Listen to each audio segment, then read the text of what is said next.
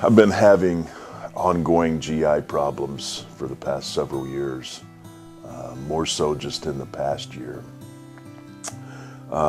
Many times to the point that I've been unable to even leave home. I've been to numerous doctors and most recently to Cleveland Clinic for another series of tests. I've felt for the last year or a little bit longer that I've had a very serious internal problem. In the past year, I have recommitted my life to the Lord after being away from the church for 10 years. I've asked for prayer in the past year, and at the urging of my wife, she also asking people for prayer for my condition and the way I've been feeling. It wasn't until past testimonies that I heard here at LCCN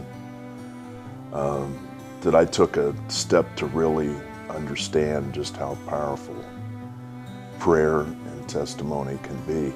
I think back just as recently as this week to Joel Long's testimony, and Joel getting up there and testifying, and him saying he was too tough, too macho. That's probably the attitude I also had.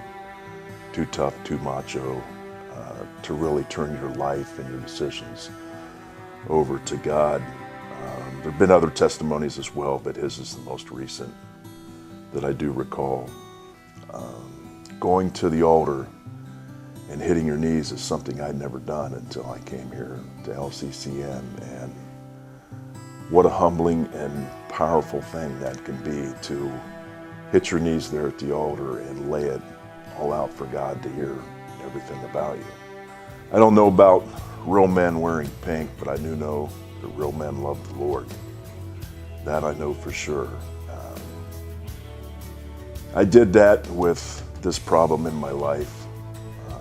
Hit my knees at the altar and laid it out there for God. And, some other things that have occurred with me over the past year, not just my GI problems, but a couple other problems.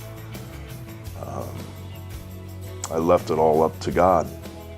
Pastor Dan has been aware of my problem for some time, and a few other problems that I've had and that I've come to him about. And 3.5 weeks ago, after early morning service, Dan prayed with my wife and I, and that is when I felt a sense of release or healing, as he held my arm while he prayed with us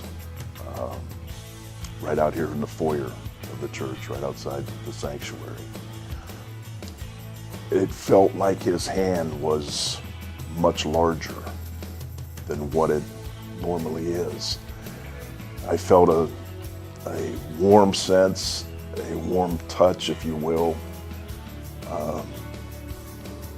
There's no doubt in my mind that that was the hand of God touching me and healing me. I truly believe that.